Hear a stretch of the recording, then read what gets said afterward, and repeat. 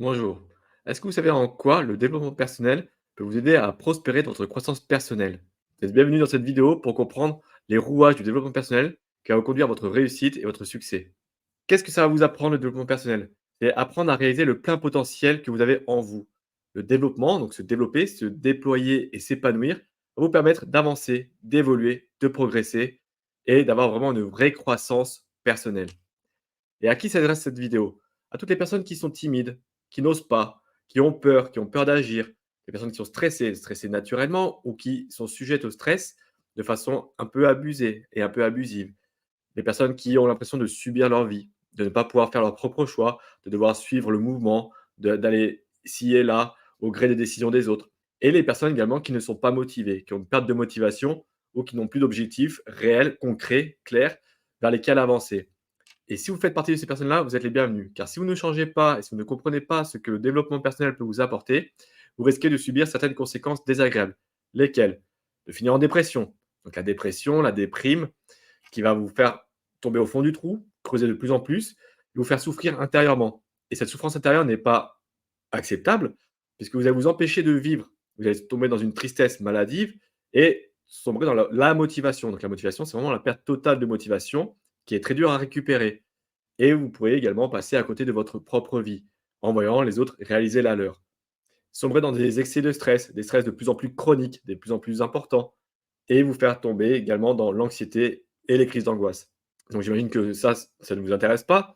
Donc on va voir comment le développement personnel va vous apporter les clés pour croître personnellement. Et ceci en 3 étapes. On va comprendre ce qu'est le développement personnel, les stratégies et les outils et ressources disponibles. Qu'est-ce que le développement personnel? Est-ce que vous le savez vraiment? C'est un terme qui est très générique et suivant les pays, ça peut dire différentes choses. Un coach en développement personnel aux États-Unis sera appelé peut-être plus un life coach, donc un coach de vie.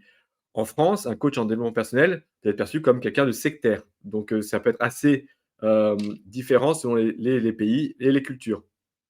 Donc, on va voir quelles sont les définitions, les domaines clés du développement personnel et quelle est l'importance de cette croissance continue. Pour le développement personnel, ce qui est important d'avoir, c'est des objectifs. Si vous n'avez pas d'objectifs, vous ne pouvez pas vous développer. C'est évident, mais sans objectif, vous ne pouvez pas faire de travail sur vous. Sans objectif, vous ne saurez pas où aller. Donc, avoir des objectifs, c'est important. À vous de creuser et de savoir quels sont vos objectifs de vie, vos objectifs à court terme, à moyen terme, long terme. Qu'est-ce que vous aspirez à faire, à vivre? Faites ce travail-là initialement pour ensuite travailler sur vous. Le développement personnel va vous permettre de travailler sur vous, sur vos croyances, sur vos conditionnements, sur vos traumas, et cetera. Le but étant d'améliorer votre vie quotidienne. En améliorant votre vie quotidienne, vous saurez prospérer sereinement dans votre croissance et aller réussir intérieurement pour après réussir extérieurement. Tout cela, c'est la clé du développement personnel. Donc c'est pour ça que c'est un domaine intéressant. Et les domaines sont différents, sont divers et variés. Là, j'en ai résumé 4. Ça peut être un domaine intellectuel, un domaine émotionnel, un domaine physique, un domaine spirituel. L'intérêt est d'avoir les 4 qui se développent, qui s'épanouissent. Donc on peut avoir la lecture pour la personne qui est plus intellectuelle, la méditation, la gestion des émotions pour la personne qui est plus émotionnelle, l'exercice physique pour les personnes qui sont plus dans le développement personnel physique et les pratiques spirituelles diverses et variées pour les personnes qui sont plus spirituelles. Explorer ces différents domaines dans le développement personnel va vous permettre d'être la personne la plus complète possible, être véritablement vous. Vous allez pouvoir comprendre l'importance de la croissance continue. La croissance continue, c'est continuer à apprendre, à évoluer. La vie est une dynamique. Si on s'arrête d'apprendre, si on arrête de se former, si on arrête d'évoluer, on ne vit plus. On subit. Nous sommes des morts vivants. La croissance continue, c'est cette capacité à évoluer. L'être humain est capable d'évoluer jusqu'à son dernier souffle, jusqu'à son dernier jour. Donc continuez à apprendre, continuez à évoluer. Au bout d'un moment, avec la dégénérescence liée à l'âge, vous serez de plus en plus limité. Donc profitez-en pour engranger le plus de capacités possible. Il faut se stimuler également. Stimuler le cerveau, mais stimuler les émotions, stimuler le spirituel, stimuler le physique. Donc les différents domaines du développement personnel sont à stimuler pour toujours persévérer dans une vie dynamique. Si votre vie n'est plus dynamique, si vous sentez que c'est le calme plat, que c'est morne, il faut peut-être changer les choses. Et là, le développement personnel va vous apporter les solutions. Et nous allons voir maintenant quelles sont les stratégies de croissance. Vous voyez à 3 points. D'abord, se fixer des objectifs SMART. On l'a déjà vu plusieurs fois, SMART, pour avoir une certaine clarté. Plus vos objectifs seront clairs dans votre vie, plus vous aurez une sorte de guide, une trajectoire définie. une direction où aller.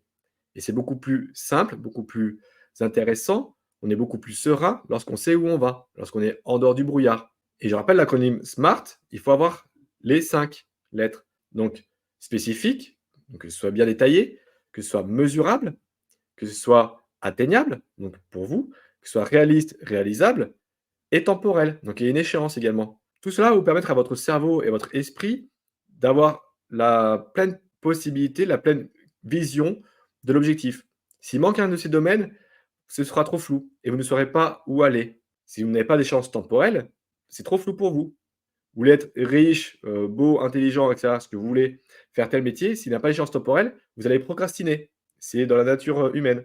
Donc, si vous avez une échéance temporelle, mais que ce n'est pas mesurable, vous voulez être riche dans 6 mois, que signifie riche? Si riche, c'est juste 1 000 € par mois ou c'est être millionnaire, ce n'est pas la même chose. Donc, il faut que ce soit quelque chose de mesurable et si c'est mesurable, comme ça, on peut mettre des jalons.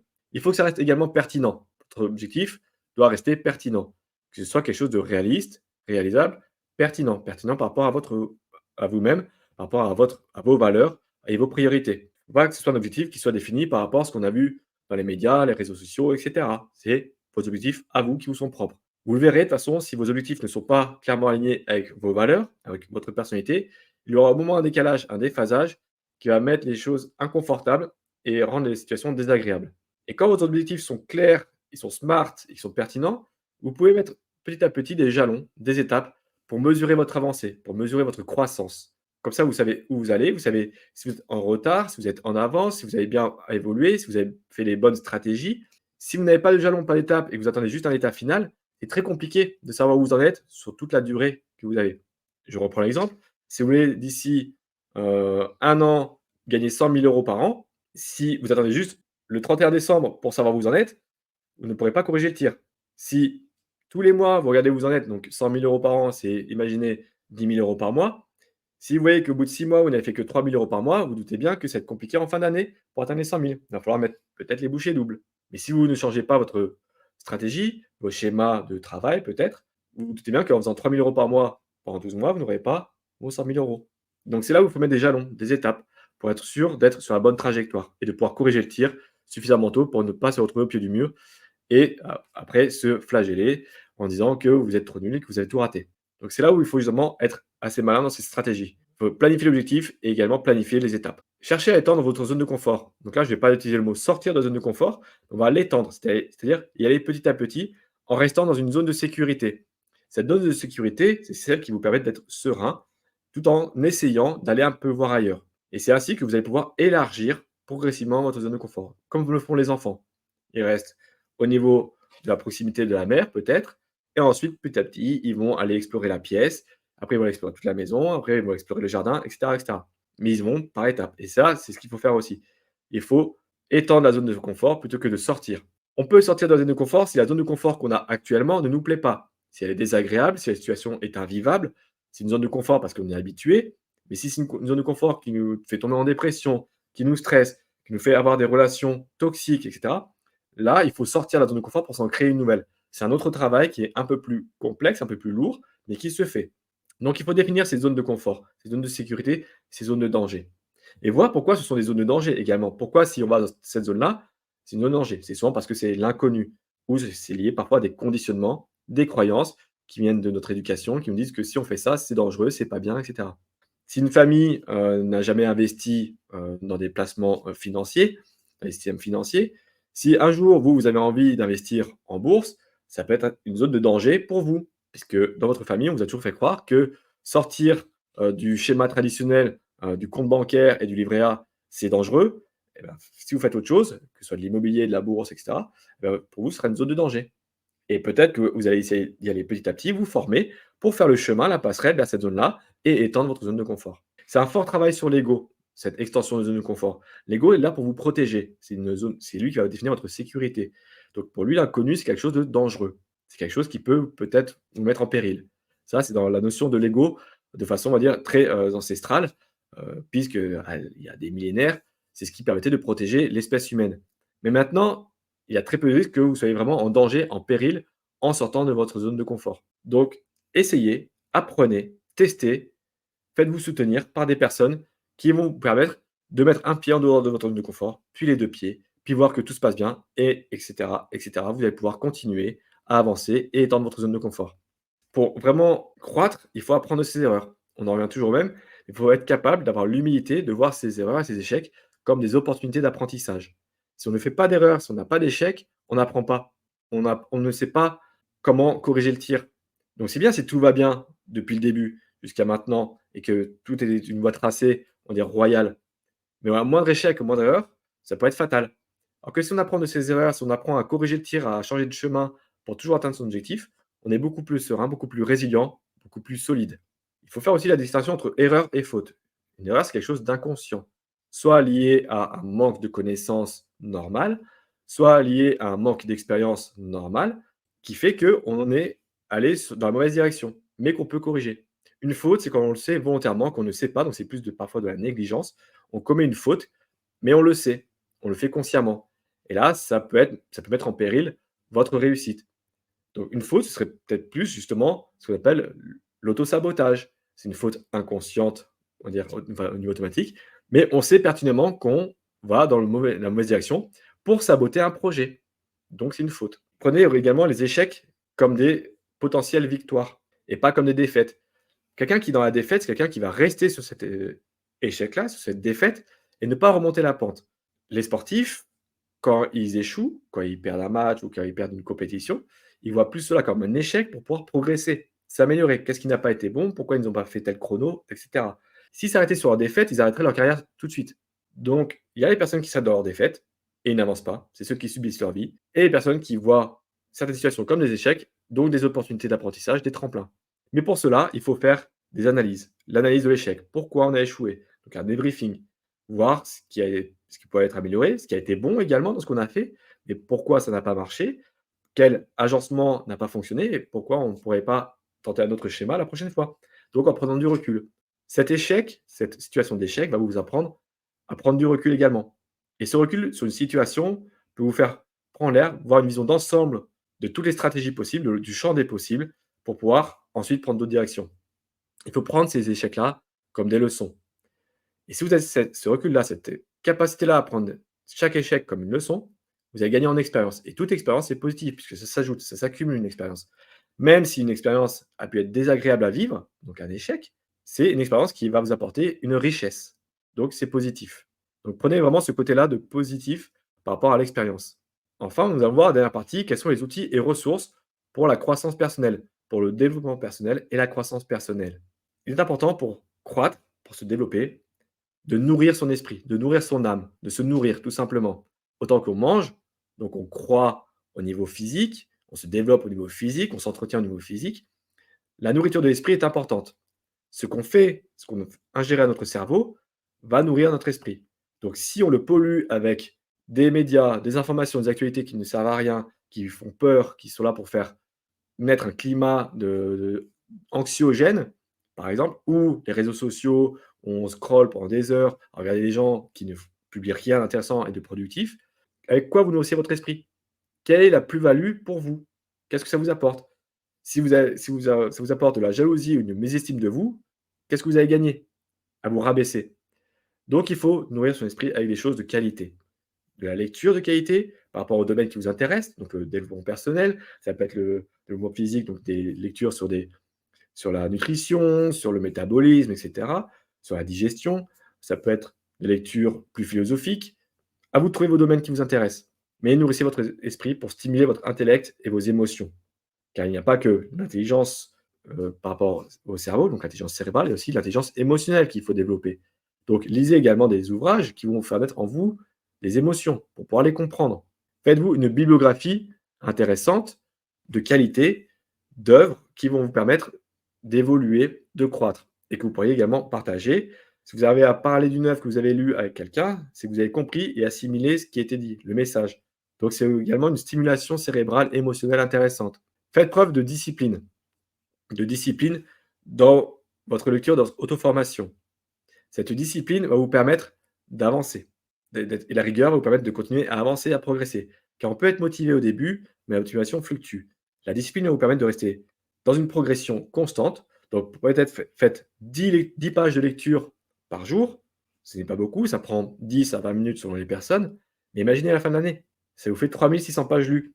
Donc ça vous fait 18 livres de 200 pages. Donc c'est énorme. Relativisez, mais soyez disciplinés. Prenez le temps de lire ces quelques pages qui vont vous apporter quelque chose de productif pour vous. Il faut rester résilient par rapport justement aux situations où on sent qu'on avance par la course tag, etc. On peut être au creux d'un bouquin, on va le finir pour comprendre la morale de l'histoire, ce qui est attendu à la fin, l'intention de l'auteur. Par rapport au réseau et aux relations positives. Donc, il est important d'avoir un entourage positif, inspirant. Si vous entourez des personnes toxiques, néfastes, négatives, pessimistes tout le temps, qu'est-ce que ça va vous engendrer en vous? Ça peut vous fatiguer déjà, vous épuiser, vous, à toujours rester positif, mais au bout d'un moment, si vous n'êtes pas dans la bonne humeur un jour, ça peut vous faire sombrer également plus rapidement. Donc, entourez-vous de personnes positives et inspirantes qui vont vous soutenir, qui vont vous élever, qui vont vous donner envie d'aller encore plus loin. Donc, on est la moyenne des 5 personnes qui nous entourent. Donc, regardez bien les 5 personnes qui vous entourent et faites le ménage s'il y a besoin. Elles ne seront pas forcément offusquées si vous leur expliquez le concept et le principe, mais c'est comme ça que ça marche. Si les personnes sont trop négatives avec vous, mettez un peu d'écart, un peu de distance, tout en étant également ouvert. Il faut rester ouvert également aux autres personnes, même si une personne est négative, triste, et cetera. Rien ne vous empêche, si vous avez la possibilité et les ressources d'accueillir son message de tristesse parce qu'elle a besoin de parler, faites-le. Par contre, si vous n'êtes pas en mesure d'accueillir son message parce que vous, vous êtes occupé par autre chose, dites-le aussi. Fermez-vous à ce message négatif qui peut vous polluer, vous parasiter. Cherchez du soutien. Cherchez des personnes soutenantes, donc des personnes qui ont peut-être déjà fait le chemin que vous voulez faire, ou des personnes qui sont dans des domaines parallèles et qui veulent votre bien et qui veulent également collaborer, contribuer au bien-être global. Donc cherchez les soutiens. Trouvez des équipes de personnes inspirantes, ouvertes, qui sont dans la même énergie que vous. Cela va vous faire vous croître plus rapidement. Également, pour terminer, cherchez des coachs ou des mentors. Ce n'est pas la même chose, ça peut presque avoir les mêmes résultats, mais ces mentors sont des personnes qui vont vous prendre sous votre aile pour vous inspirer, pour vous accompagner. Les coachs également ne vont pas vous prendre sous leur aile, ils vont vous accompagner. Ce sont des guides qui vont vous tendre la main et vous accompagner parce qu'ils ont connu les chemins par lesquels vous voulez passer. Ils vont vous donner des astuces et des outils, que ce soit le coach ou le mentor, pour vraiment vous aider à avancer vous avec vos aspirations, vos objectifs. Donc, ils vont comprendre ce que vous voulez. Ils ne vont pas vous emmener vers où ils veulent eux, ça ne sert à rien, mais ils vont vous amener vers où voulez-vous, en donnant les astuces, en vous en travailler. Ce ne seront pas vos amis, donc peut-être qu'ils vont vous brusquer un petit peu. C'est l'intérêt. Souvent, les amis, et souvent quand ce ne sont pas des amis soutenants ni inspirants, donc des amis, on va dire, un peu plus lambda, voire négatifs, ils vont vous dire ce que vous voulez entendre. Donc, si quelque chose ne va pas chez vous, ils vont vous dire l'inverse, vous mentir, pour tenter de vous rassurer, parce que c'est le comportement normal de la vie sociale. C'est de la politesse, mais c'est pas forcément honnête. Les coachs et les mentors vont vous aider à vous dépasser, à aller plus loin, à aller chercher dans vos ressources, à vous renseigner, à chercher des informations, à vous impliquer, à avoir de la curiosité. Donc là, les coachs, ils vont vraiment vous pousser comme un coach sportif et ils ont une expertise spécifique. C'est ça qui va vous intéresser vous, qui va également vous donner, vous, une expertise spécifique par rapport à vous-même et ainsi de suite. Vous pourrez également peut-être coacher ou être un mentor pour quelqu'un, être inspirant pour une autre personne. Donc les coachs, ils ont des expertises spécifiques qui vous intéressent vous dans les domaines qui vous intéressent. Mais je n'ai pas cherché un coach parce qu'il est connu si ça ne correspond pas à ce qui vous intéresse vous. Ainsi, vous aurez la possibilité d'obtenir des conseils de qualité et une orientation vraiment adaptée à votre situation. Pour résumer la vidéo d'aujourd'hui, le développement personnel va vous permettre de croître dans votre vie personnelle et professionnelle en appliquant des stratégies efficaces. Des stratégies qu'il est facile à mettre en place, tout en étant discipliné, en apportant tout ce qu'il faut dans les domaines qui vous intéressent. Donc, on a eu différents domaines de développement personnel, que ce soit intellectuel, émotionnel, physique ou spirituel. Vous pouvez combiner tous les domaines. Nourrissez-vous ensuite de tout ce qu'il y a autour de vous, de l'environnement, pour avancer et croître. Faites le ménage dans vos relations s'il y a besoin pour pouvoir toujours vous élever. À vous de voir si vous voulez stagner, subir la vie, faire comme on vous a dit de faire, ou évoluer et avancer vers la vie qui vous intéresse vous, vers vos aspirations. L'exercice pour aujourd'hui, définir 3 échecs passés, sans vous flageller, sans juger, et analyser les leçons à tirer, tout simplement. Donc, prenez un regard objectif.